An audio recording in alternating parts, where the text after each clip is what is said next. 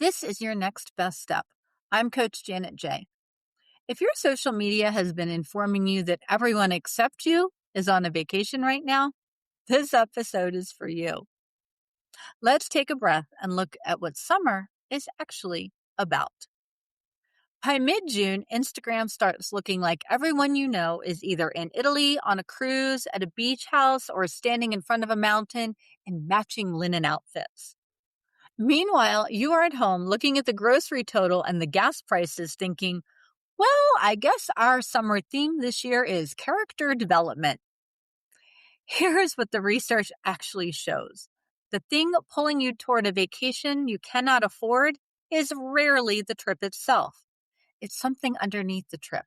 And once you can name it, the pressure starts to lift. Summer comparison has its own special flavor. Holiday comparison is loud and obvious. Summer comparison is sneakier.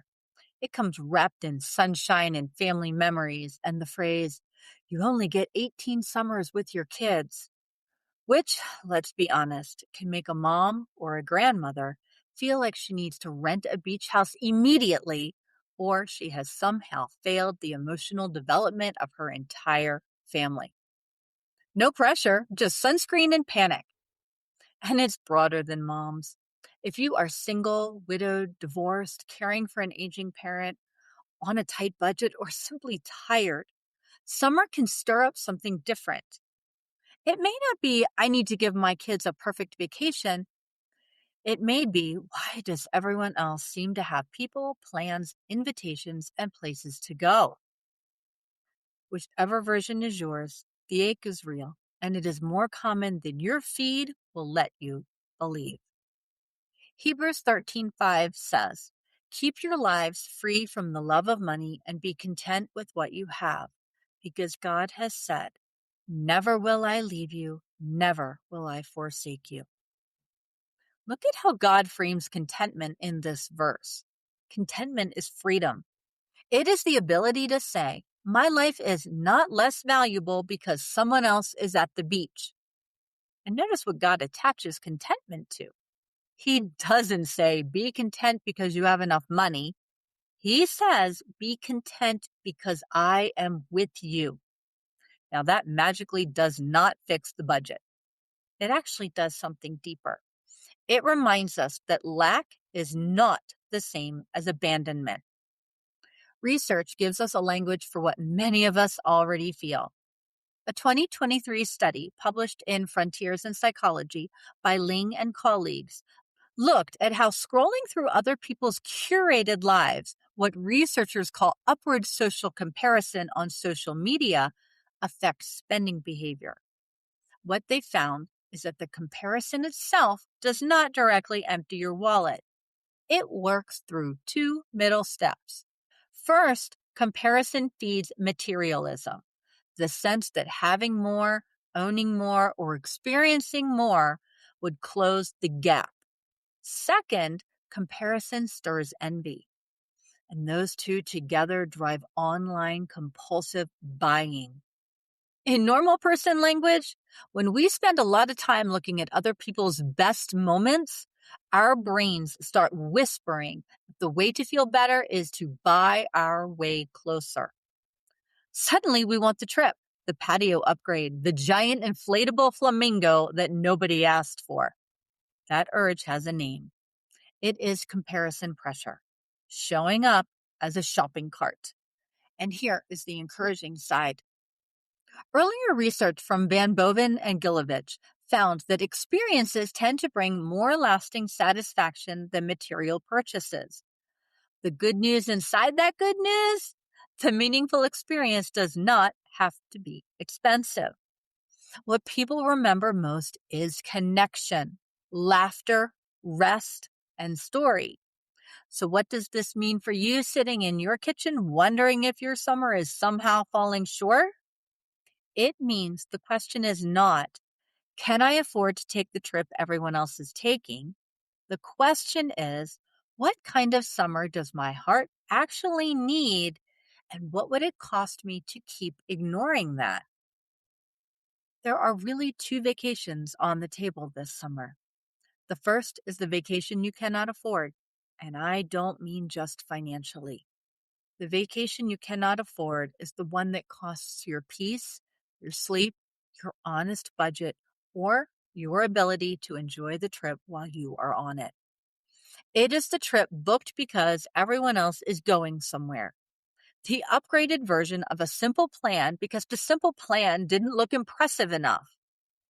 The activity-packed week that leaves everyone exhausted and cranky. The memory-making experience where adults are panicking about the cost the entire time. If the trip requires you to purchase the appearance of peace while losing your actual peace, it may be too expensive. The second is the vacation you can afford. And I think we've miscategorized this one.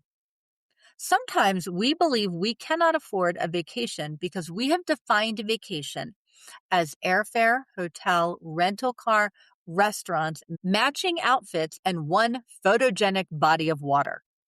Listen, I am not against a photogenic body of water. I support lakes, oceans, pools, and a good sprinkler. I am simply saying the sprinkler has been underestimated.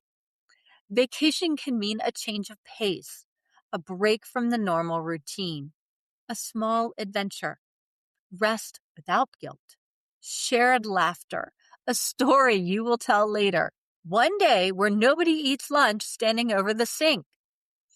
For one woman, that's a backyard picnic with water balloons and breakfast for dinner. For another, it is a slow morning, a scenic drive, and a coffee shop with a book. For someone else, it's teaching a grandchild an old game on the porch. The good summer is the one your nervous system can actually enjoy. Here's how this lands across the 4 pillars. Mentally, you stop running comparison loops. Emotionally, you give yourself room to want what you already have. Physically, your body releases the tension of debt and pressure. Spiritually, you remember that contentment is rooted in God's presence. And that is a vacation you don't have to book. Your next best step is simple. Write down one summer memory from your childhood that cost little or nothing. A sprinkler, a porch, a popsicle, a walk to the store, catching lightning bugs, reading on the floor by a fan, sitting outside till it got dark. Then ask, what is the grown-up version of that memory? Plan one small version of that this week. Keep it honest, keep it small. The kind of moment your heart can actually receive. So this week, when the vacation photos start rolling in, take a breath before you decide your life is lacking.